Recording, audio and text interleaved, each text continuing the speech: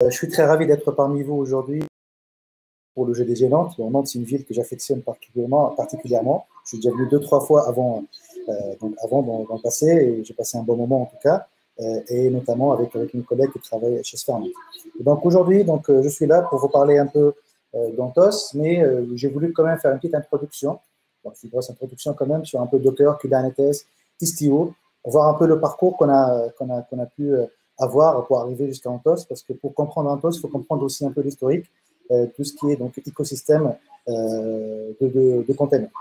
Et donc, de ma part, moi, ça s'est fait démontrer, d'ailleurs, j'écris avec l'orthographe officielle. Alors, moi, je suis Cloud Engineering Manager. C'est vrai que quand j'ai fourni la présentation à Julien, j'étais Head of Cloud, donc ça a changé il n'y a pas longtemps. Donc, aujourd'hui, je suis en charge de l'équipe Cloud, Infrastructure et DevOps au sein de Sphère. Donc, j'ai à peu près une quarantaine de personnes dans l'équipe, entre Cloud Architect, Cloud Engineer, DevOps. Voilà, on travaille sur tous les cloud providers, pas que Google. On a du AWS, on a aussi de la GCP, et d'où aussi l'intérêt par rapport à des technologies de type Anthos qui nous permettent dans en tout cas des environnements soit hybrides, soit multi-cloud. En 30 secondes, donc Sphère, qui on est? On est donc une OSN, une mini-OSN plus précisément. Donc on est présent principalement en France, Paris, Bordeaux, Lille, Luxembourg, Nantes et Strasbourg, et à l'étranger uniquement au Luxembourg. Aujourd'hui, on a à peu près entre 600 et 700 experts, des développeurs experts, mais une communauté en tout cas, qui travaille sur plusieurs verticaux, que ce soit du développement, back, front, full stack, IoT, mobile. Et ces dernières années, on s'est beaucoup spécialisé sur la partie cloud et data. Et donc, moi, je m'occupe de la partie cloud, notamment à l'agence parisienne. Et on a donc énormément de clients qu'on est en train de gérer au quotidien. Donc, c'est des clients de plusieurs secteurs, de plusieurs tailles, des startups, des tailles moyennes, du CAC 40. Voilà. On est plutôt des techniciens, on arrive à s'adapter à n'importe quel contexte métier pour en tout cas transformer les besoins métiers en besoins techniques. Donc ça c'est un aperçu un peu de nos clients. Donc bon, je vous passe à des détails, mais voilà. Donc ça c'est un peu nos clients qui sont un peu partout. Et j'en ai quelques-uns que j'ai eu à Bordeaux, à Nantes, pardon, notamment Maison du Monde ou IP. Alors, on va commencer déjà rapidement par faire une petite introduction à Docker, parce que si on veut comprendre l'histoire, l'origine, c'est un peu des containers, et ça a été un peu rendu célèbre à travers la société Docker. Donc, la question qui se pose, pourquoi utiliser Docker? C'est ça la première question qui se pose pour quelqu'un qui n'en a jamais fait, en tout cas, qui a entendu parler. Ça fait partie un peu des buzzwords qu'on a aujourd'hui, en tout cas dans l'informatique et dans l'écosystème. Donc, en tout cas, l'histoire des containers, c'est quelque chose qui a été emprunté à la logistique. Donc, vous savez très bien, quand on fait du transport de marchandises, on a des marchandises de plusieurs formes, carrés, ronds, cylindriques, en largeur, en longueur. Voilà, donc on a plusieurs formats et on a plusieurs moyens de transport. Et chaque moyen de transport, pareil, il a sa propre capacité et sa propre morphologie, si on peut dire ça. Et donc, l'idée qui a été trouvée au niveau de la logistique, qui date de plusieurs dizaines d'années quand même, c'est de dire, voilà, on va uniformiser tout ça et on va partir sur un format standard international que tout le monde va respecter, qui sont les containers. Donc, un container, c'est un peu le format standard de logistique dans le monde, dans lequel on peut mettre des voitures, du mobilier, des articles variés et divers et variés. Et on a en tout cas imaginé des moyens de transport qui soient compatibles, que ce soit en termes de largeur ou en termes de longueur, que ce soit les semi-remorques, les bateaux, les avions ou les trains. Et donc, ce qui s'est passé, on a dit, bon, pourquoi ne pas faire ça au niveau de l'IT? Et ça, c'est quelque chose, on va le voir à travers la présentation, et ça, c'est un peu dans l'histoire, c'est qu'on a beaucoup emprunté dans l'informatique ou autre, des concepts qui existent ailleurs, que ce soit dans l'industrie, dans la nature, chez les animaux, on va voir aussi. Hein. Et donc, c'est des choses à partir desquelles on s'est inspiré. Et donc, pour les containers, c'est quoi leur relation avec l'IT? Avant, on avait des applications diverses et variées, des bases de données, du web, du mobile. On a aussi différents livrables, du jar, du war, du IR, des fichiers, des TAR. On avait de tout, clairement, et on avait pas mal d'environnements. Et on s'est dit, pourquoi ne pas uniformiser tout ça et se dire, on va définir un format de packaging, on va dire, de nos applications, qui sont les containers, justement, et qu'on pourra déployer de la même façon, quel que soit l'environnement d'exécution, dev, cal, pré-prod ou prod, staging aussi, ça dépend des sociétés. Chacune a là ses propres standards en termes d'environnement. Et donc, les containers ont été rendus, en tout cas célèbres, à travers la société Docker, parce qu'avant, les containers existaient. Hein. Je vous cache pas, ça existait sous d'autres formats, dans certaines entreprises, mais Docker, c'est lui qui a rendu célèbre, clairement, cette histoire de container. Et du coup, pour comprendre un peu à quoi ça correspond un container concrètement, on va faire un peu d'histoire. Donc, si on revient en arrière, avant, on avait ce qu'on appelle des serveurs physiques. Donc, c'était des serveurs dédiés. Et un serveur correspondait à une application. D'accord? Après, avec la virtualisation, notamment avec VMware, on a dit, ouais, ok, c'est un peu lourd, c'est pas très optimal, faut peut-être mutualiser un peu la partie physique. Et donc, on s'est dit, on va mutualiser les serveurs physiques, la partie hardware, en mettant ce qu'on appelle un hyperviseur qui permet de virtualiser cette partie-là et pouvoir déployer plusieurs VM au sein d'un même socle physique. Donc, c'était une révolution, clairement, dans la façon dont on héberge des applications et dont on fait de l'infra. Et aujourd'hui, on s'est dit, OK, maintenant, on a une partie quand même qui est encore redondante, qui est la partie kernel, ou la partie OS, si on veut simplifier les choses. Et surtout, c'est cette partie-là qui prend le plus d'espace et le plus de temps pour démarrer. Quand on veut démarrer une nouvelle copie ou quand on veut scaler. Et donc, on s'est dit, OK, on va passer à un autre niveau de virtualisation, parce que c'est de la virtualisation légère en quelque sorte, et on a pu mutualiser la partie kernel, partie OS, déployer ce qu'on appelle un container runtime, donc c'est vraiment de l'espace d'exécution dans lequel les containers peuvent s'exécuter, qui sont au final qu'un bundle d'applications et de ses dépendances. C'est ça ce que c'est donc un container à la fin, c'est tout simplement ça. Et donc on est sur plutôt c'est des processus légers qu'on pourra démarrer en quantité sur une même machine virtuelle pour le coup. Et du coup, on a une double virtualisation en quelque sorte qui est faite. Et donc, puisqu'on a emprunté ça à la logistique, ben on peut tout mettre. Ça reste un package binaire. On peut mettre du front, du back, des bases de données, des serveurs d'application, même des OS. Donc, tout ça peut se mettre au sein d'une image Docker. On va en parler de l'histoire d'image. Et donc, pour résumer, qu'est-ce que c'est Docker? C'est donc un package qui vous permet du coup de déployer vos applications de façon, en tout cas de packager vos applications de façon standard, d'accord, qui est compris, utilisé par l'ensemble des intervenants et l'ensemble des sociétés, qui contient l'application et ses dépendances. Quand on parle de dépendance, c'est un peu les librairies qu'on voudrait utiliser avec nos applications. Si je prends l'exemple de Java, ça va être des dépendances en Spring, par exemple. Alors, pourquoi utiliser les containers, du coup, dans le monde de l'informatique? Maintenant, on s'approche de plus en plus. La première chose, c'est la consistance, d'accord? Parce que le principe même d'une image Docker, c'est un gabarit, c'est un modèle, d'accord? C'est un template qu'on va utiliser de la même façon, quel que soit l'environnement d'exécution. On va juste lui passer les bons paramètres qui vont bien. En fait, l'histoire, elle se répète. C'est comme des bases de données. On va faire des dumps de bases de données, on va faire des copies. On va juste changer la chaîne de connexion. Prod, staging et dev. Là, c'est pareil. C'est un container, c'est une image Docker qu'on va l'instancier à chaque fois avec des paramètres différents par rapport à l'environnement. Deuxième avantage, c'est avoir du découplage. Du découplage et avoir de l'indépendance entre le système d'exploitation et l'application. Ce qu'on a vu maintenant, c'est transparent. On a le container runtime, c'est lui qui fait foi. Ça simplifie pas mal aussi la migration des applications. Et ça, en tout cas, moi, je l'ai vu ces derniers mois et ces dernières années, parce qu'on a pas mal de clients qui, avant de franchir le pas et d'aller vers le cloud, ils ont entamé des chantiers de containerisation. Donc, ce terme veut tout dire. Hein. Donc, ils ont dit, voilà, on va donc containeriser nos applications.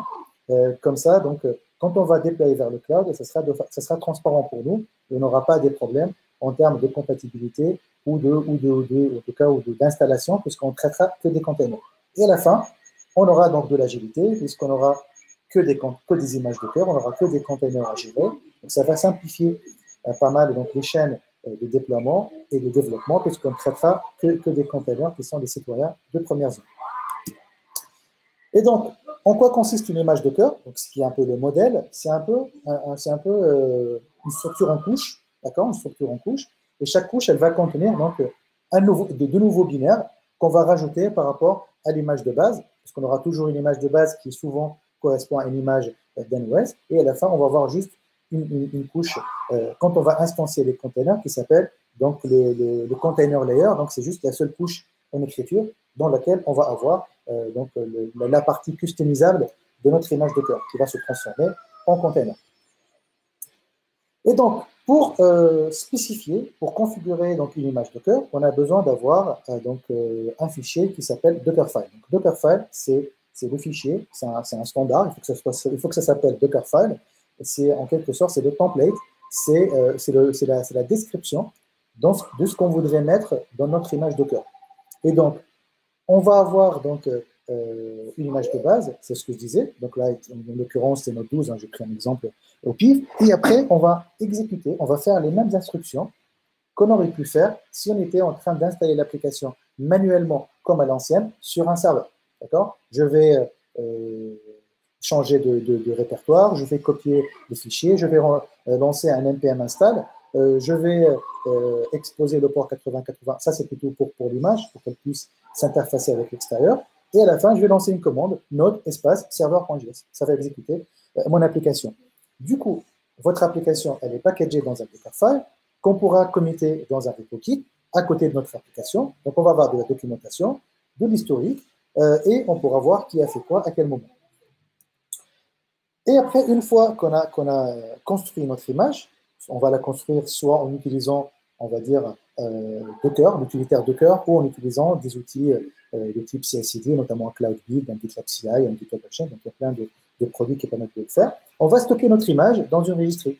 Bon, parce que par défaut, on l'a en local, mais sauf que si on veut être plutôt en mode entreprise, en mode professionnel, on a besoin de stocker l'image quelque part pour qu'elle soit réutilisée par l'ensemble des composants et des environnements.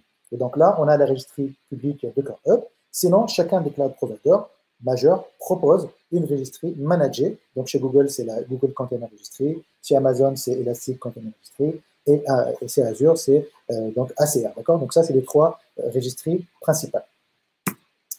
Et donc, si on veut conclure sur cette partie Docker, qui est pour moi très importante, en tout cas pour la compréhension du contexte et du reste de la présentation, c'est que moi, je suis sur mon poste, en tout cas client, ou sur un serveur avec de la CI/CD, je vais builder et donc construire donc mon image, je vais la stocker dans une registry, d'accord? Donc, ça peut être Docker Hub ou des registries de cloud provider. Après, je vais lancer du coup mes applications sur une machine qui contient déjà le container runtime, en l'occurrence le Docker daemon. D'accord? Ça, c'est un peu en conclusion le workflow de travail avec Docker.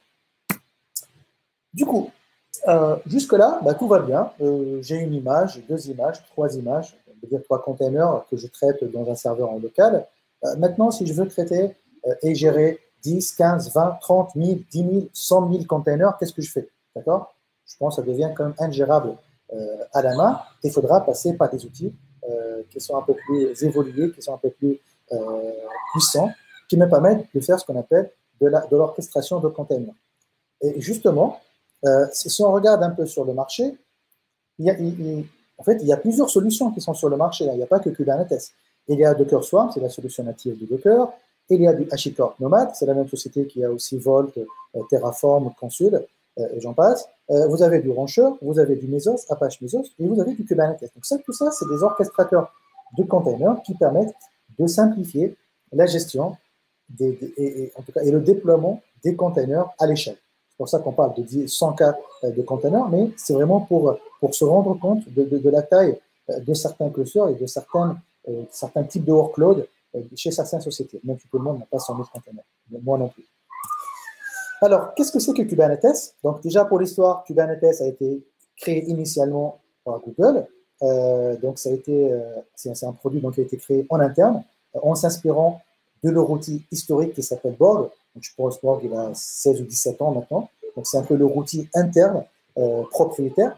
Donc Kubernetes c'est une version inspirée open source. Donc, Google a fait le choix d'open sourcer donc cette solution et surtout de la déléguer à la Linux Foundation qui s'en occupe aujourd'hui. Donc c'est aujourd'hui par exemple si vous voulez passer des certifications donc Kubernetes, la CKE, la CKD, la CKS, je fais un peu de pub pour la Linux Foundation, mais voilà, donc vous devez passer par cette fondation qui, elle, est donc le représentant, on va dire, légal de cette solution. Mais Google continue à contribuer, bien sûr, avec d'autres acteurs et d'autres géants du cloud et du web. Et c'était un choix délibéré pour que Google ne reste, en tout cas pour que la solution ne reste pas isolée dans un coin et qu'elle puisse en tout cas être adoptée à l'échelle et surtout évoluer. Donc, Google ne voulait pas se la garder pour lui-même. Et donc, c'est une solution open source qui nous permet de gérer des containers, ça on l'a vu, ça nous permet donc d'orchestrer ces containers, d'automatiser énormément de choses qui sont liées aux containers. On va pouvoir donc faire de la configuration, que ce soit impérative en lançant des commandes ou de la configuration déclarative que j'affectionne particulièrement, qui permet de créer des fichiers sous format YAML pour décrire l'état qu'on voudrait au niveau du cluster. Et donc, si on prend un cluster Kubernetes, le cluster, il y a deux types de machines dans un cluster. Déjà, un cluster, la définition générale, c'est un ensemble de machines, okay, qui constitue une tribu, on va dire, ou un ensemble de machines qui participent à une même tâche. Et donc, au niveau de Kubernetes, on va parler de quelques abstractions ou de notions globales Kubernetes Vanilla. Quand je dis Vanilla, c'est Kubernetes open source. Et après, vous allez voir qu'il y a aussi la réponse ou l'implémentation des différents cloud providers par rapport à ces abstractions. Et donc, si on parle de Kubernetes, on va avoir donc ce qu'on appelle le control plane ou le master, pour simplifier. C'est un peu le cerveau, c'est la tour de contrôle qui va s'occuper de gérer tous les aspects de déploiement, d'état, de réponse à des commandes. Tout ça se passe au niveau du master qui contient quelques composants principaux, notamment le Kube API Server, qui est un serveur d'API tout simplement qui va être le point d'entrée de notre control plane et recevoir toutes les commandes. Et donc, quand on fait du Kube Control, qui est l'un des clients dans le cas de Kubernetes, Kube Control ou kubectl, Kube Control va traduire la ligne qu'on va écrire en commande, on appelle API, en JSON, d'accord, pour qu'elle puisse être comprise par le master. Après, on a etcd. Etcd, c'est une base clé-valeur, c'est une base donc, locale à Kubernetes qui permet de sauvegarder l'état, sauvegarder les configurations, de tout ce qui se passe. C'est un peu la mémoire vive du cluster. On va avoir aussi le scheduler qui va un peu s'occuper entre autres, hein, de gérer donc, tout ce qui est donc, programmation de déploiement des workloads. On va trouver aussi le contrôleur manager. Lui, donc, il va s'occuper de toutes les boucles de contrôle qui vont s'occuper de superviser l'ensemble des objets qu'on va déployer au sein du cluster. Et si on est dans un monde cloudifié, on va avoir donc un composant qui s'appelle le Kube Cloud Manager, qui est un peu un composant qui va traduire certains composants Kubernetes de base en des composants natifs qui sont propriétaires des différents cloud providers. Donc ça, c'est le cerveau, le control plane. Et quand je veux déployer mes applications, donc, ça va se passer principalement dans les nodes. Ça ne veut pas dire qu'on ne peut pas le faire sur le master. Hein. Si vous créez un cluster Kubernetes Vanilla, vous pouvez déployer des workloads sur le master. Sauf que ce n'est pas recommandé parce qu'on veut garder les performances du cluster pour que le master ne soit pas perturbé par des workloads applicatifs. Donc, en résumé, on a donc le master ou le control plane et on a les nœuds. Les nœuds qui vont être traduits par des machines virtuelles chez la plupart donc, des cloud providers dans lesquels on va retrouver principalement deux composants, le kubelet qui est un peu l'agent ou l'espion de Kubernetes dans chacun des nœuds, et le kube proxy qui va s'occuper de l'aspect réseau, d'accord, de l'aspect réseau par rapport aux nœuds d'un point de vue Kubernetes. Et donc, à ce moment-là, on va commencer à déployer nos applications parce qu'on a un cluster qui est prêt à l'emploi. Et donc, je parlais donc de l'aspect déclaratif, et on va commencer déjà par déployer tout simplement un pod. Qu'est-ce que c'est qu'un pod? Un pod, c'est un terme qui a été repris du monde animal. Parce que vous savez, Docker, c'est la baleine. Et donc, un pod, c'est un groupe de baleines. Et donc, c'est de là que c'est venu le mot pod, parce que le pod, c'est l'unité minimale de déploiement au sein d'un cluster Kubernetes. Et un pod peut contenir un ou plusieurs containers. Dans notre cas, il contient un seul container qui est Nginx. C'est très simple. Donc, on va le déployer. Maintenant, dans la vraie vie, on ne va pas déployer des pods comme ça dans la nature. On va passer plutôt par ce qu'on appelle des déploiements. Et un déploiement, c'est un type d'objet qui va s'occuper de garder en permanence un nombre de pods par rapport à une application. Dans notre cas, c'est 3 pods. Et donc, dans ce cas, je vais faire la commande, par exemple, kube control apply-f pour dire fichier, nginx deployment.yml, qui est mon fichier qui contient mon déploiement. Ça va traverser toutes les couches donc du master. On ne va pas rentrer dans les détails hein, du fonctionnement interne, mais ça va traverser toute la logique et on va avoir à la fin l'état désiré, qui sont les 3 pods que je vais installer. Donc là, on a pris l'exemple de base où Kubernetes va être en mode équilibrage. Là où il y a de l'espace, il va déployer donc, des pods. Maintenant, un pod, quand on le déploie au sein d'un cluster, par défaut, il est privé. D'accord? Donc, c'est-à-dire qu'il est uniquement visible à l'intérieur du cluster. Et donc, l'idée, c'est de dire, voilà, on voudrait exposer donc nos applications. Et à ce moment-là, on va passer par un objet qui s'appelle, une ressource qui s'appelle service. Donc, les services dans Kubernetes, c'est une façon d'exposer vers le monde des workloads. Et donc, si on prend un exemple très utilisé, notamment dans GKE, c'est le service de type load balancer. C'est un load balancer qui va être créé à l'extérieur de Kubernetes. Donc, Kubernetes ne sait pas créer des load balancers. Hein. Il n'a pas de load balancer. Okay, donc, lui, nativement, il n'a pas de load balancer. C'est la plateforme sous-jacente qui devra fournir une implémentation par rapport au service load balancer. Donc, si on prend dans GCP, ça va être le network load balancer. Le load balancer de niveau 4, régional, externe, qui va apporter cette réponse. Donc là, on va déployer nos pods, et donc pour les 3 pods Nginx qu'on a déployés, on va créer donc un seul point d'entrée qui correspond au load balancer pour équilibrer le trafic. Et donc, pour finir sur cette partie Kubernetes, donc là, on a vu un peu les notions de base, on a vu Docker, on a vu Kubernetes, qui est un peu l'orchestrateur de toutes ces baleines, de tous ces containers Docker. Et juste pour vous dire, voilà, il y a aussi des versions managées de Kubernetes, et d'ailleurs, c'est ce que je vous recommande en tout cas aujourd'hui, si vous démarrez sur Kubernetes, pour vous faciliter la vie, de plutôt passer par des offres managées, notamment chez Amazon EKS, chez Google GKE, et chez Azure c'est AKS. Ça, c'est un peu les 3 offres principales. Si vous voulez vous aventurer à installer donc un cluster vous-même, vous avez donc Kelsey Hightower, qui est un développeur advocate, il me semble, chez Google, qui a en fait créé un repo Git qui permet donc d'installer Kubernetes from scratch. Installer tous les composants, installer le réseau, gérer le DNS, gérer les certificats, tout ce qui est en relation avec notre cluster. Et donc, je vais mettre le lien dans le chat, comme ça, vous pouvez regarder ça par la suite si ça vous intéresse. Et donc, si on continue, donc là, voilà, vous avez des offres managées, c'est un peu le niveau ultime au sein d'un même cloud provider pour faire du Kubernetes. Après, il y aura d'autres solutions un peu plus simples à utiliser. Mais déjà, c'est pas mal. Avant de parler d'Anthos, d'accord, donc je vais parler aussi d'une technologie et d'un composant très important, en tout cas pour comprendre Anthos, qui est ce qu'on appelle du service mesh. Et on va voir que l'implémentation qui a été reprise par Google, c'est en utilisant Istio. Donc, aujourd'hui, on sait très bien, c'est un peu à la mode, on fait des microservices, on casse les monolithes, mais il faut se rendre compte que faire des microservices, c'est pas évident, d'accord. Donc, au début, il y avait une euphorie, on va dire, tout le monde a commencé à créer des microservices, mais on s'est rendu vite qu'il y a quand même quelques challenges, en tout cas quelques problèmes à résoudre quand il s'agit de microservices. Déjà, la partie déploiement, comment je vais déployer, comment je vais scaler, la partie gérer comment les services vont parler entre eux, la découverte des services, qui a accès à quoi, comment je peux suivre une requête de A jusqu'à Z, du début vers la fin, parce que maintenant elle va passer par plusieurs étapes. Donc tout ça, c'est des sujets qui sont au cœur des pratiques de développement de microservices.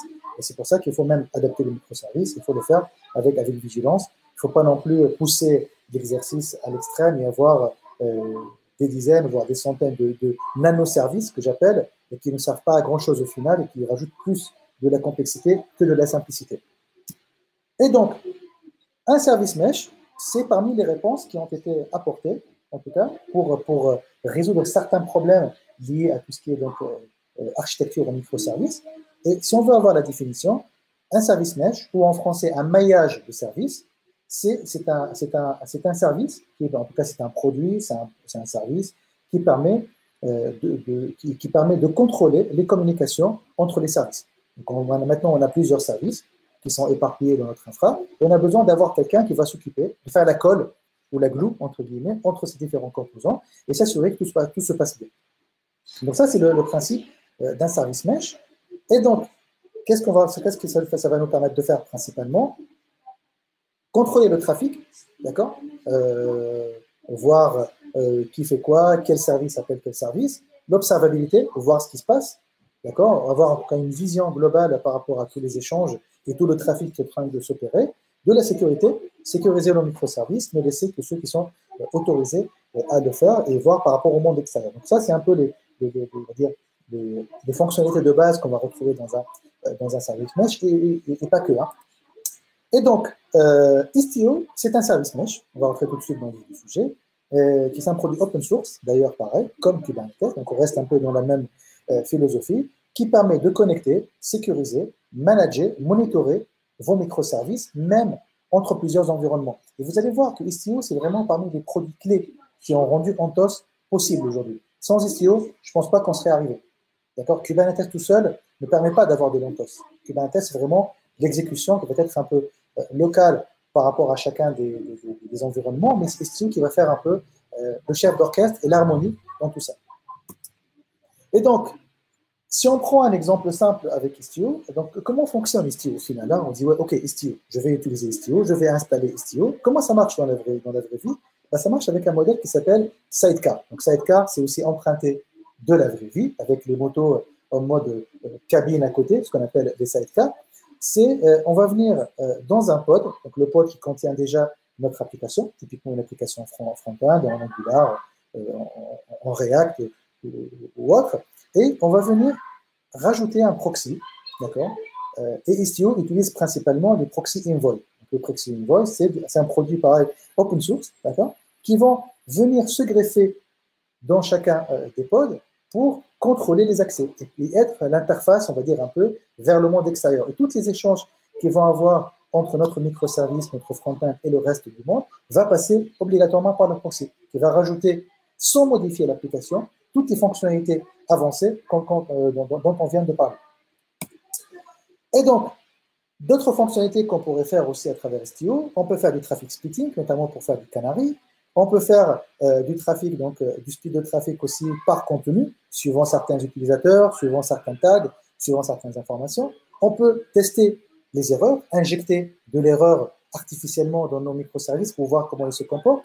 On peut faire du circuit breaking, donc ça on le trouve aussi dans les API management platform, les API gateway. C'est quand il y a des erreurs, on va arrêter l'hémorragie et hop, passer sur, c'est comme un circuit breaker, hein, c'est un interrupteur qui va donc balancer le trafic vers peut-être pour faire du failover ou pour avoir une version dégradée du service en attendant que le service soit rétabli. Donc là, c'est un peu les fonctionnalités de base.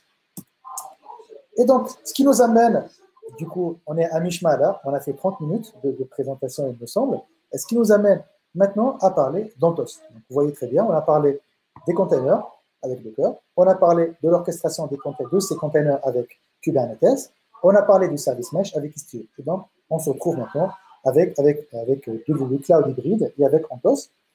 Et donc, Anthos permet tout simplement donc, de répondre à une problématique que pas mal de clients et d'utilisateurs commencent à se poser. Parce qu'avant, on était en prémisse, on avait notre propre serveur, notre propre infra sur laquelle on a investi. Et après, il y a eu la mouvance cloud. Et tout le monde a commencé à migrer vers le cloud. Le cloud, c'est bien. On va arrêter les serveurs, on va arrêter donc nos serveurs en prémisse. Mais à un moment donné, cette méthodologie n'a pas fonctionné avec tout le monde parce qu'il y a des clients qui ont des contraintes réglementaires, des contraintes légales, de sécurité, techniques, qui ne leur permettent pas de tout externaliser, de tout sortir vers le cloud public. Même si dans le cloud public, vos ressources restent privées, hein, restent la vôtre. Mais d'un point de vue légal, quand on parle dans la finance, dans tout ce qui est, par exemple, défense, tout ce qui est, par exemple, médical, il y a certains métiers réglementés où on ne peut pas tout externaliser. Et du coup, on s'est dit, OK, bon, on fait une petite pause, et qu'est-ce qu'on fait maintenant? D'accord? Donc là, la solution qui a été trouvée, c'est de dire maintenant, on fait du cloud hybride, c'est-à-dire qu'on va avoir une espèce de cloud, comme les nuages, qui permet à la fois de faire le lien avec nos propres facilities, nos propres data centers, et un ou plusieurs cloud providers. C'est pour ça que j'ai mis exprès deux cloud providers, parce que ça peut ne pas être le même. Ça peut être on-prem, GCP, AWS, et voire Azure. Nous, on a des clients qui ont les trois cloud providers, et ça fonctionne très bien, d'accord? Et donc, ils ont le luxe un peu de choisir, quand je veux déployer une application, je la déploie à quel niveau? Ça, c'est un luxe que tout le monde ne peut pas se permettre. Et donc, quand je veux aller vers l'hybrid cloud, j'ai un peu une wishlist, d'accord? J'ai un peu une liste de sujets que j'ai le droit de faire, en tout cas. Voilà, moi, je veux écrire mes applications une fois et déployer partout, d'accord? Que ce soit pour moi transparent. Je veux que ça soit consistant entre les environnements, que ce soit dev, prod, staging. Je ne veux pas être bloqué, d'accord? Je ne veux pas être bloqué chez un seul cloud provider parce que moi, je veux avoir la liberté et le luxe de bouger à n'importe quel moment. Je veux avoir de l'indépendance entre ces différents environnements et entre les workloads. Je veux avoir une meilleure vélocité. Je veux accélérer ma transformation et ma modernisation, d'accord, de mon SI. Je veux avoir beaucoup d'observabilité, en tout cas l'augmenter, parce qu'on sait très bien, dans tout ce qui est pratique SRE et dans tout ce qui est observabilité, le monitoring, c'est vraiment la base de la pyramide, parce que si on n'a pas les infos, si on n'a pas les bons témoins, on ne peut rien faire. Il y a un exemple que je donne souvent, dans la voiture, on a des témoins. Si on n'a pas le témoin que qu'il faut faire la vidange, ou que le moteur il a un niveau qui est bas, on ne pourra rien faire, on ne pourra pas savoir ce qu'il faut faire. Et c'est exactement la même chose. La partie observabilité, ça vous donne des informations précieuses qu'il faudra exploiter pour agir en conséquence. Après, à vous de voir ce que vous voulez le faire ou pas, mais au moins, vous avez l'information. Et donc, cette wishlist, en quelque sorte, elle a été en grande partie honorée par Anthos. Donc, Anthos, moi personnellement, je garde un très bon souvenir d'Anthos parce que en 2019, quand il a été annoncé par Sundar Pichai, qui est le patron de Google, maintenant d'Alphabet, il a annoncé sur scène, j'étais là, à Next, à San Francisco, en tout cas, au moment où on pouvait se déplacer, parce qu'il y a un monde avant Covid et un monde après Covid, donc je garde un très bon souvenir. Et à l'époque, moi je vous avoue, moi j'ai rien compris. Anthos, Hybrid Cloud, on va déployer partout de la même façon. Ok, wow. Okay. Je pense qu'il y avait beaucoup de promesses et ce n'était pas encore compréhensible. Et je vous avoue qu'après, quand on a commencé à voir des choses tangibles, concrètes, on a commencé à comprendre de quoi il s'agit. Donc, Anthos, qu'est-ce que c'est? C'est une suite de produits. C'est comme ça que moi j'aime la définir. C'est une suite de produits. C'est une plateforme de modernisation d'applications qui permet d'avoir un modèle unifié en termes de computing, de réseau et d'opérabilité entre les différents cloud providers et les data centers. Et donc là, c'est une suite de produits. Donc Anthos, ce n'est pas un produit Anthos, hein, je veux dire je déploie un Anthos, non. Ou je configure les propriétés d'Anthos. Non, ce n'est pas ça. Anthos, c'est une suite de produits. C'est une plateforme, d'accord, de développement et de déploiement d'applications qui va s'appuyer sur un certain nombre de produits. Bon, la base, le cœur, c'est Kubernetes, et notamment donc, GKE. GKE on-prem ou Anthos GKE, c'est un peu la version pré-packagée par Google qui peut tourner on-prem ou chez d'autres cloud providers. Anthos Config Management, on va y revenir. Anthos Service Mesh, qui est un STO managé. Migrate for Anthos, qui est un peu une solution qui permet de migrer automatiquement vos applications vers du container, qu'il soit sur machine, sur VM ou autre. Donc, lui, il permet de le faire. Et la marketplace de Google qui permet de déployer des applications Anthos Ready ou GKE Ready directement dans vos clusters. Donc, on va voir tout ça en détail. Et comme je disais, Kubernetes, donc Anthos, et d'ailleurs le terme Anthos, il me semble que c'est un terme grec qui signifie fleur ou flowers, et donc vous avez plusieurs couleurs. Et le fait que Anthos en fait soit sous le cloud de Google, donc le cloud va l'arroser avec la pluie pour que ça se développe. C'est un peu poétique chez Google, mais voilà, c'est comme ça qu'on me l'a expliqué, ce terme Anthos, comme Kubernetes d'ailleurs, hein, qui signifie pilote en grec, d'accord? C'est un terme grec aussi. Et donc, les piliers d'Anthos, comme je disais, c'est Kubernetes, pour tout ce qui est gestion de l'infrastructure. Et donc là, on va se trouver ça à travers des clusters Anthos. On a donc la partie, on va répondre à des besoins de SRE, de services opérateurs. Donc là, on va trouver avec du service Anthos Service Mesh avec de l'Istio. Et on a aussi aujourd'hui des besoins en termes de serverless qu'on va retrouver à travers Knative. Knative qui est un framework qui est on top de Kubernetes et qui permet de faire tourner les workloads en mode serverless. Et donc, l'implémentation de Google, c'est Cloud Run. Cloud Run qui permet de lancer les containers en mode serverless. C'est un peu de high level en termes de déploiement d'applications. Et donc, tout ça pour vous dire, il y a une dualité en fait entre les différents services de base qui composent Anthos et des services open source. Donc, tous se basent sur des services open source. Ça veut dire que vous êtes libre de moderniser vos applications et libre de changer à tout moment. Si vous êtes chez Google, chez Amazon ou autre, vous pouvez faire ce que vous voulez. Vous êtes vraiment libre parce que vous allez capitaliser plutôt sur des technologies qui sont open source et non pas sur des technologies propriétaires. Bien évidemment, il ne faut pas se leurrer, dans la vraie vie, il va y avoir une dépendance mais par contre, elle est minimisée, d'accord? Parce que quand on va utiliser les services managés à la base de ces services open source, il y aura quand même quelques fonctionnalités qui ne sont pas forcément disponibles dans la version open source.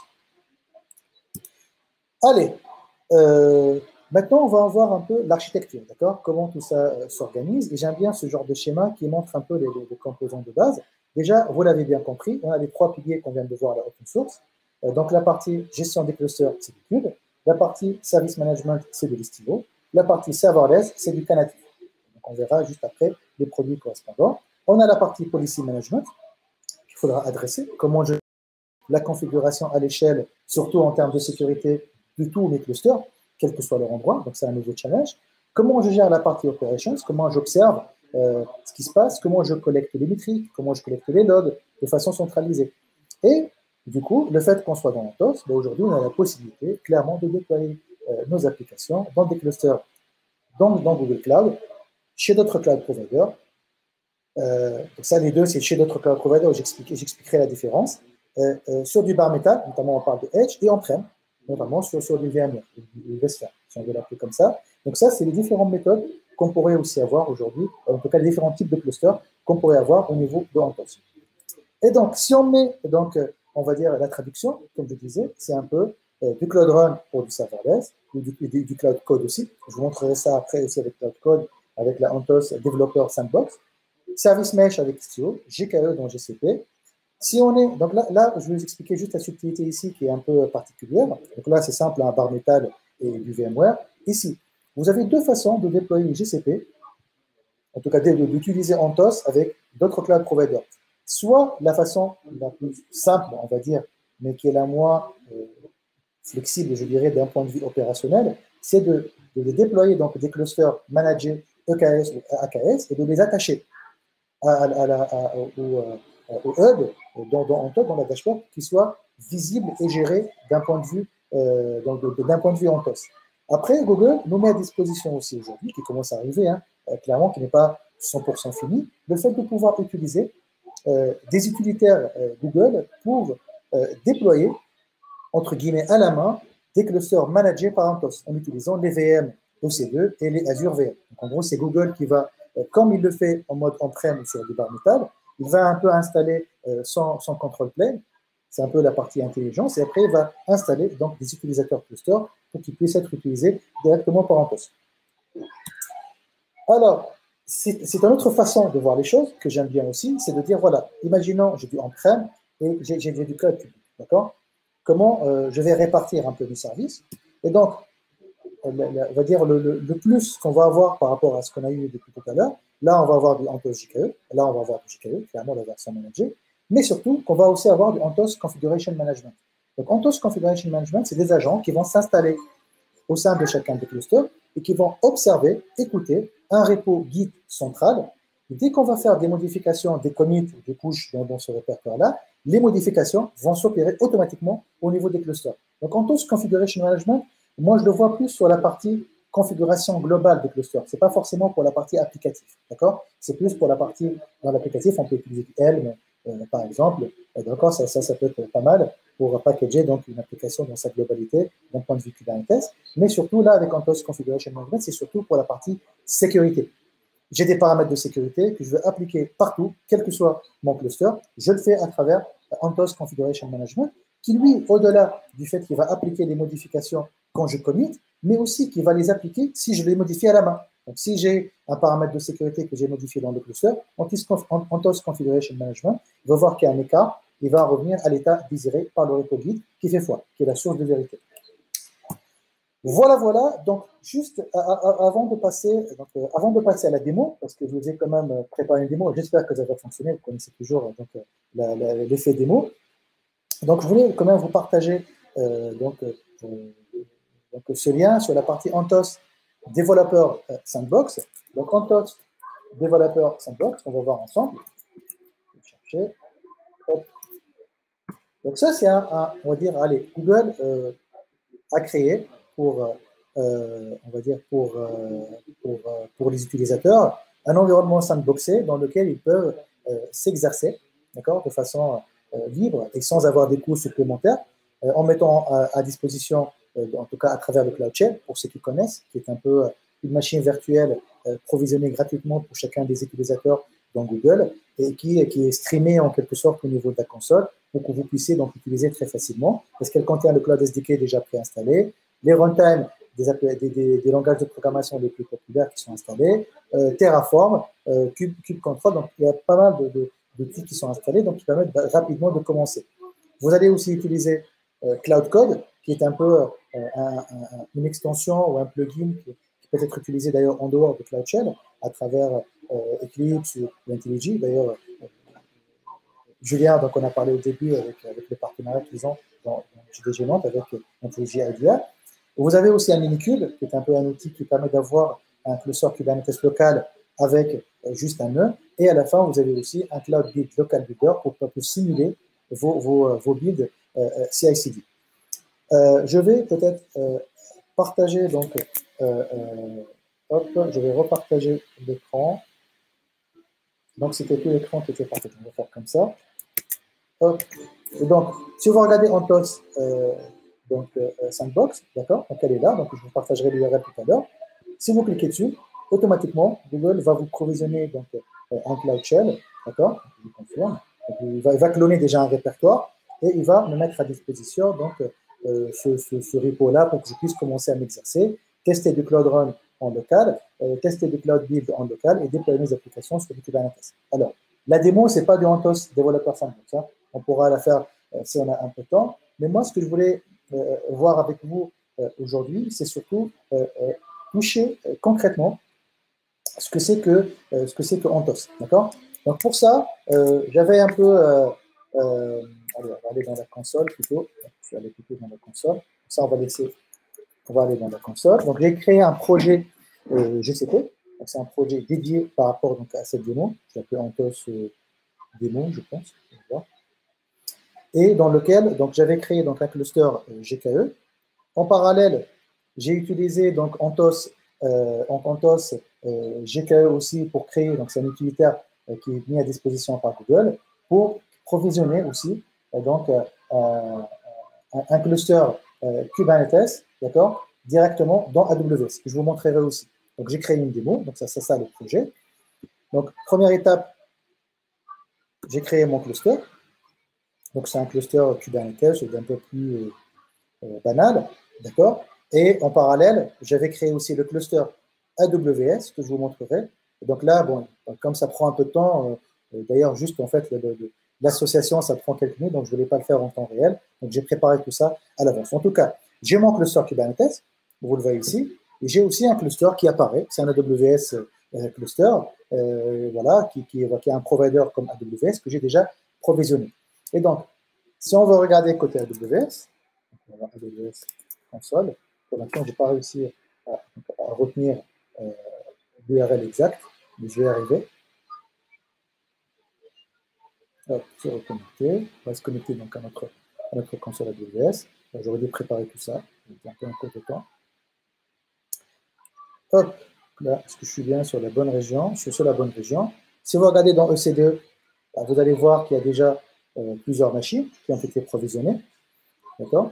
Et donc, c'est des machines qui sont préfixées par GKE, qui ont été créées par l'utilisateur Anthos GKE. Hein. Donc, il y a un utilitaire qui permet de le faire. Ils sont préfixés d'ailleurs par GKE. Donc, initialement, pour mettre en place tout ça, donc, il m'a installé d'abord un bastion et un serveur de management. Ça, c'est redondant, hein, parce que j'ai refait 2 fois. Mais en tout cas, ce qui est important, c'est le bastion et un serveur de management. Donc, le bastion, ça permet de se connecter en SSH. Du coup, en tout cas, ça permet d'authentifier surtout Kube-Control pour qu'on puisse déployer les applications directement à travers donc, le terminal, en passant par le bastion. Et on a un serveur, donc d'ailleurs c'est un bastion qui est public, et on a un serveur de management qui est le serveur, on va dire, intelligent, qui permettra de provisionner les clusters pour les utilisateurs. Et lui, il est privé. C'est pour ça qu'on avait besoin d'un bastion. C'est le même principe qu'on va retrouver dans Google pareil. Et donc, après, donc, ça m'a provisionné donc, un autre pool avec donc, le control plane. Donc, le control plane, c'est le master. Donc là, on a 3 machines de control plane avec de la redondance et 3 nœuds donc, qui ont été provisionnés pour avoir donc, de la haute disponibilité. D'accord? Donc, tout ça a été fait pour moi. On peut voir aussi côté load balancer. Il a aussi provisionné donc, un certain nombre de load balancers pour exposer les différents nœuds pour qu'ils puissent être contacté, en tout cas, que ce soit pour le control plane ou pour la partie management. Je pense qu'il a créé quelques security groups, si je ne me trompe pas. Voilà, donc quelques security groups pour autoriser justement le trafic. Hein, c'est un peu des firewalls, plus plusieurs autres choses. D'accord. Donc tout ça, c'est dans la documentation. J'ai rien inventé. Vous avez la doc qui est officielle de Google qui vous permet d'installer tout ça. En tout cas, tout ça pour vous dire. Donc, on est passé donc par un utilitaire. D'accord. D'ailleurs, je peux vous le montrer ici. Hein. Et donc, ça, je vais le copier parce que j'en ai besoin avant de le perdre. Je vous dirai ce que c'est. Et donc, si on regarde AWS, attends, Anthos, faites ça, donc Anthos GKE, c'est un outil de ligne de commande. On va faire ça, je vais monter un peu la taille. Donc, si vous regardez, donc c'est un outil, d'accord, qui peut s'utiliser pour déployer justement, pour interagir avec les environnements AWS. Donc, il faut l'installer et le configurer. Je pense que pour l'instant, Azure, c'est en cours de préparation. Je ne pense pas que ce soit encore disponible. En tout cas, pour AWS, c'est le cas. Donc, tout ça, je l'ai fait. J'ai lancé les commandes, j'ai initialisé le cluster de management, j'ai lancé donc la création du cluster en soi, qui était opéré par Anthos GKE. Et après, donc, j'ai pu donc me connecter à mon bastion, justement. Donc là, j'ai généré en tout cas la configuration SSH qui nous permet de le faire. Et donc là, je suis connecté à mon bastion sur une autre fenêtre sur le même serveur. Je ne vous cache pas, quand je voulais le faire, je voulais passer par le Cloud Shell, sauf que je n'avais pas assez d'espace. Donc j'ai dit, OK, j'ai créé une machine virtuelle, du coup, dans GCP, que j'ai utilisée comme étant le Cloud Shell. D'ailleurs, ça, c'est une astuce que j'ai appris à travers le training de Google, puisque je donne pas mal de formations, c'est que parfois, le Cloud Shell, il peut être en rade, il peut ne pas être accessible, pour des raisons X ou Y. Et donc là, l'astuce serait de créer une machine virtuelle en lui donnant tous les droits sur les API et en installant donc, le Cloud SDK directement sur la machine. D'ailleurs, c'est une machine qui est plus grosse qu'un Cloud Shell normal, et donc Google me donne des recommandations en termes de FinOps pour réduire le coût. Donc pour l'instant, on ne va pas s'en servir, ce n'est pas l'objectif. Donc, je disais, donc je suis connecté à mon bastion pour que je puisse donc lancer des commandes justement directement. Et après, ce que j'ai fait ici, en tout cas tout à l'heure, c'est que j'ai pu donc récupérer donc le secret du cluster pour pouvoir l'authentifier au niveau donc de la console GCP.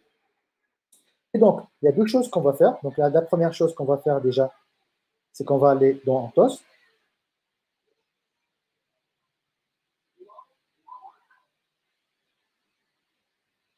Donc là, vous avez donc un menu aujourd'hui spécial, spécifique à Anthos.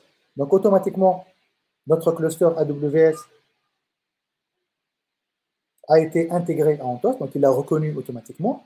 Je peux aussi enregistrer mon cluster existant qui est là, donc c'est mon cluster GKE, je vais le faire parce que pour l'instant, il n'est pas géré par Anthos, c'est un cluster normal. Donc là, je vais l'enregistrer avec Anthos. Donc du coup, je vais avoir donc, ma flotte, ça s'appelle Add Cluster to Fleet, donc c'est une flotte de clusters Kubernetes que je vais avoir à travers tous les environnements et que je vais pouvoir gérer dans un endroit central. Donc là, je vais avoir donc, mes deux clusters dans l'interface d'Anthos, dans le dashboard d'Anthos, et vous avouez, c'est encore en bêta, donc on est en train de tester. Et donc l'idée derrière, c'est de pouvoir aussi s'authentifier au cluster. Et donc là, on va donc utiliser donc, le secret que j'ai copié tout à l'heure en utilisant donc un token qui m'a été fourni. J'espère qu'il est encore valable. Sinon, on en régénérera un autre. D'accord?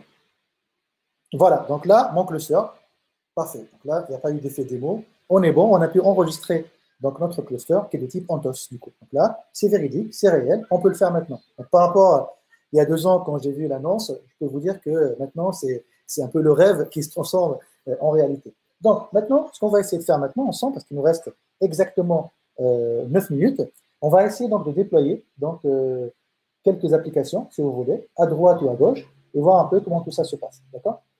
Donc, on va revenir donc dans le shell, ici. Donc, première chose, j'ai utilisé donc, un outil qui s'appelle Cube Context, Cube CTX, qui permet de changer, de switcher de contexte. Quand vous avez plusieurs clusters avec lesquels vous voulez travailler, vous savez très bien, il y a la Cube Config qui permet d'enregistrer la configuration. Donc, ça, c'est un petit outil raccourci qui vous permet de changer rapidement entre clusters. Donc là, je vais me connecter, donc je vais changer de contexte pour donc, le cluster qui est plutôt sur GCP. Donc, pour avoir, j'ai tout qui est prêt, hein, donc je ne vais pas tout réécrire. Donc là, je vais générer donc, un déploiement, d'accord, donc un fichier de déploiement. Et on pourrait faire un cat de ce fichier-là. deployment.yml, donc c'est un fichier qui va faire un déploiement, peu importe le nom. D'ailleurs, on pourrait peut-être, je ne sais pas si on pourrait modifier le nom si ça ne va pas casser le reste du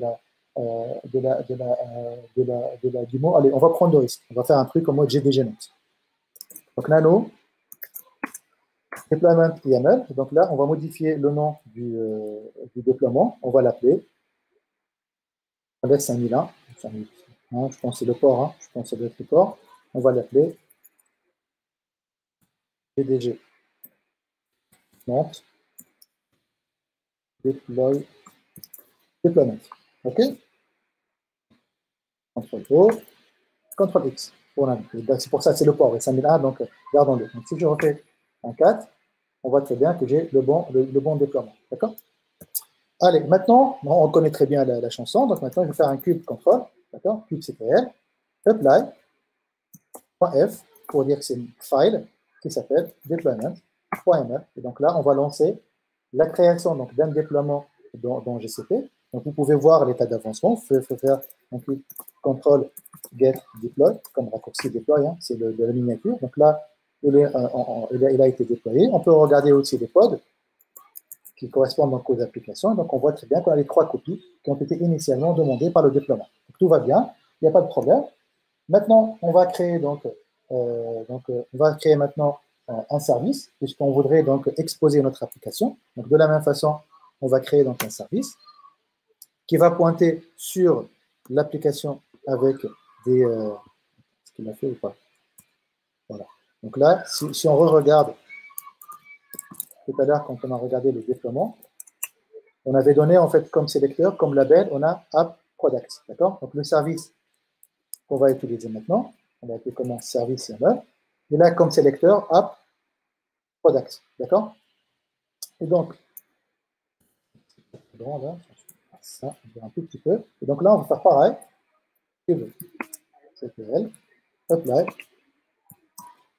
Je ne vais pas activer l'autocompression, il faut que je fasse la commande. Donc, c'est pas grave, je mets service.yaml. Donc là, ça va me créer mon service. D'accord? On n'a pas remarqué que c'était quoi le service, c'était un service de type load balancer. Donc dans GCP, ça va créer automatiquement un load balancer. Et donc, si on refait pareil comme tout à l'heure, les get services, ou SVC d'ailleurs, je donne quelques raccourcis, vous voyez très bien qu'on a le service de Kubernetes de base, à travers lequel les pods peuvent atteindre donc le master. Et donc là, vous avez votre load balancer. Donc on peut faire watch pour voir à quel moment donc on va avoir l'adresse IP. Donc elle va arriver à un instant ou à un autre, le temps que le load balancer niveau GCP va être provisionné. D'ailleurs, on peut regarder directement load balancing. Donc vous allez voir qu'il y a un load balancer qui est en cours de provisionner parce que Kubernetes va s'appuyer sur donc voilà, donc là il est prêt côté backend, côté front-end. Donc a priori, si on revient sur notre shell, il est prêt. Donc d'accord. Donc si je prends ça, a priori, l'application elle est active. On va cliquer ça. Voilà. Donc j'ai mon déploiement. Hello World, donc on a utilisé une image de base, GDG Nantes, déploiement sur le port. Donc ils ont utilisé le port 5001 à l'intérieur du cluster. Maintenant, on va faire la même chose côté AWS. Maintenant, vous connaissez très bien l'histoire. Il nous suffit juste de ça. Qu'est-ce qu'on va faire? On va faire cube CTX AWS. On va changer de contexte, tout simplement. D'accord? Et qu'est-ce qu'on va faire à votre avis? On va faire cube CTL, cube contrôle, apply. F, mon déploiement. Je vais faire mon déploiement. J'espère que ça va fonctionner. C'est le fait démo. Voilà, il y a mon déploiement. Je peux faire, donc tu vois, comme si c'est transparent pour moi. QTTL, get, pod. Donc là, on a 3 pods qui sont en train de tourner au niveau du cluster AWS. Donc là, pareil, je vais faire la même chose pour la partie service. D'accord? Apply.f service .yml. Et donc là, pareil, ça va créer donc un service d'un point de vue donc AWS et donc lui qui va créer donc là on peut le voir si on regarde dans le get services comme tout à l'heure. Il reste 3 minutes. Hein. On est bon, on est pas mal. Et donc là, on voit très bien qu'on a un load balancer et donc on voit qu'il a une externalité en tout cas, qu'il est externalité qui est provisionnée par, en tout cas qui est une URL plutôt. C'est plutôt une URL qui est provisionnée par par AWS. D'accord? Donc, on va essayer de le voir. Ah, ça ne marche pas pour l'instant. Je vais checker ce qu'il y a. Tac, tac, tac. Alors, comment je peux récupérer l'URL? Tac, tac, tac. On a un second déploiement. Service. Tac, tac, tac. OK. Donc, normalement, alors, comment je peux tester tout ça? Je ne sais pas si je vais avoir l'URL directement. Je vous dis, hein, c'est la première fois que je le fais, en tout cas. Je n'ai pas été au bout de la démo. Mais on va regarder tout ça dans la console déjà. Donc, si on regarde la partie load balancing, la partie Kubernetes, okay, on va regarder la partie service et ingress et on va voir qu'est-ce qui a été généré pour nous au niveau d'Anthos AWS. Donc, qu'est-ce qu'on a? Donc là, c'était l'URL, mais est-ce qu'il n'y a pas quelque chose? Ah, voilà, ça marche, c'est bon. Donc, tout à l'heure, ce n'était pas encore prêt, c'est trop rapide.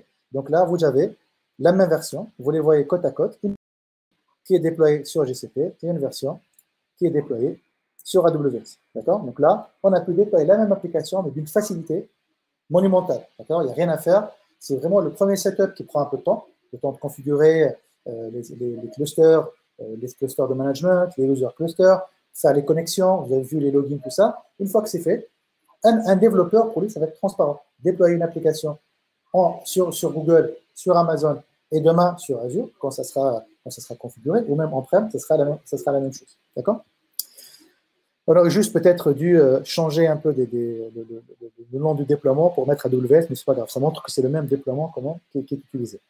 Voilà, voilà. Donc, si on regarde un peu donc, la partie Unbox, je ne sais pas si ça a été provisionné ou pas. Je vais rafraîchir. Ça a pris plus de temps. Mais normalement, moi, j'ai fini donc ma présentation. D'accord? Et donc, je vous remercie beaucoup de votre présence. C'était super sympa de pouvoir faire cette présentation, en tout cas, en remote. Même si j'aurais aimé la faire en présentiel, venir à Nantes, passer un bon moment, en tout cas. J'adore venir dans cette ville et j'espère que ça va être le cas à la rentrée. Voilà, voilà. Donc, je ne sais pas si Julien, tu voudrais reprendre la main. Merci beaucoup, Céphedine. En tout cas, vraiment top la démo. Hein. Vraiment, moi, j'ai vraiment bien apprécié. J'ai vu des pouces aussi quand même se lever quand tu as pu déployer tout ça. Donc, vraiment top. Je te propose de rapidement regarder les questions. Alors, il y avait une première question de Bénédicte qui demandait, qui pensait que c'était Kubernetes qui avait supplanté Docker. Qui avait quoi? Qui avait créé? Supplanter, remplacer Docker. Non, c'est pas ça, c'est pas vrai. Donc, Kubernetes va manipuler du Docker. Il va orchestrer du Docker. Donc, Kubernetes n'aurait pas vu le jour s'il n'y avait pas potentiellement les technologies container et notamment Docker, qui a rendu ça très célèbre, en tout cas, dans notre milieu. Donc, c'est deux produits complètement différents, complémentaires, et ils ne sont pas exclusifs. Ça, c'est sûr. Il y a Ezekias ensuite qui demandait, puisque tu as parlé à un moment donné que du coup avec Docker ou autre, il fallait packager son image et la déployer. Tu as cité Container Registry et tu as Ezekias qui demandait est-ce que Artifact Registry va remplacer Container Registry? A priori, oui, d'après ce que j'ai vu dans la roadmap, parce que Artifact Registry, c'est un peu une registry un peu plus globale, un peu plus générique, qui va supporter du NPM, qui va supporter du Maven, du Docker, peut-être d'autres artefacts dans le futur. Mais c'est vrai, c'est dans la roadmap. Alors, je vais prendre une autre question au hasard. Il y a Olivier Ribardière qui demande pour manager des clusters de manière homogène. Anthos, c'est génial. Quid de Argos CD pour la partie déploiement multi-cluster? Alors, Argo CD. Alors, je vous avoue, je n'ai pas beaucoup de retours d'expérience sur Argo CD, mais je sais que c'est quelque chose qui est beaucoup utilisé, comme c'est en plus un pseudo-langage qui est open source, qui est présent dans pas mal d'outils. Je n'ai pas la réponse, en tout cas, là, sur le coup, il faudra que je regarde, on pourra y en parler. Merci. Il y a Sébastien qui demande, mais malgré Anthos, il faut déployer manuellement dans chaque cluster. Anthos ne permet pas d'avoir un cluster cube virtuellement unique, en fait? Alors, ça c'est un peu la promesse d'un point de vue utilisateur. À la fin, ce sera comme un seul cluster. À la fin, d'accord? Par contre, d'un point de vue physique, il faut se rendre compte qu'il y a quand même des serveurs, il y a quand même des machines qui doivent contenir des binaires et du coup qui permet de déployer les clusters de façon indépendante, quel que soit le cloud provider, et de pouvoir les gérer de façon unifiée.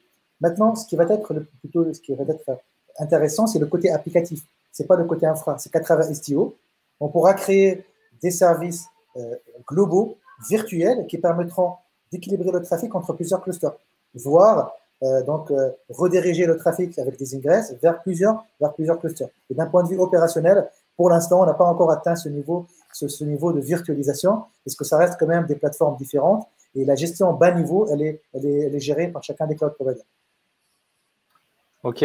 Moi, j'avais 2 questions aussi. La première, c'était plus savoir, est-ce que tu connais des clients qui utilisent ou qui ont du coup pas mal testé Anthos? Parce que moi, ma réflexion par rapport à ça, c'est que faire du cloud hybride, du multi-cloud, déjà bien connaître un cloud provider, ça prend du temps. Donc, avant de s'attaquer à autre chose et tout, enfin, tu l'as montré, déjà bien connaître toute la partie Google Cloud. Si après, on imagine aussi partir sur du AWS, est-ce qu'il y a des clients comme ça qui s'y mettent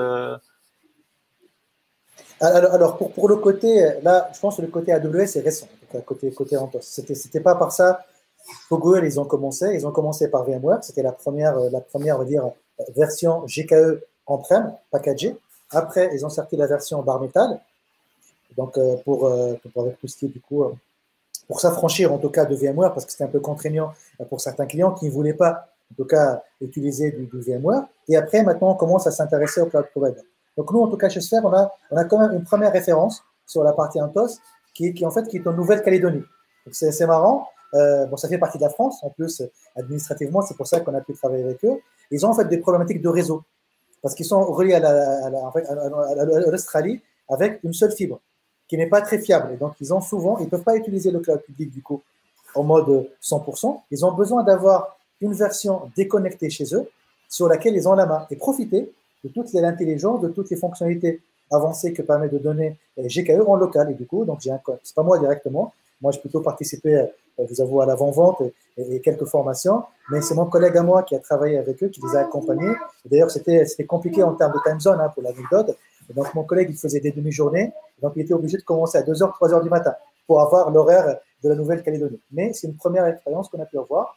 Et là, après, je peux vous donner en fait un retour d'expérience sur des composants individuellement d'Anthos, notamment le Anthos Service Mesh. Parce qu'Anthos Service Mesh, c'est un service qu'on peut utiliser que dans GKE au final, sans avoir de multi-cluster, qui est super sympa parce que c'est du Istio managé. Et donc, on a des clients qui commencent à utiliser certains composants, notamment le Migrate for Anthos. Tu veux migrer une application telle qu'elle vers du container, tu peux le faire avec Migrate Anthos, comme le Migrate for Compute Engine, qui permet de déplacer une machine virtuelle directement dans Compute Engine.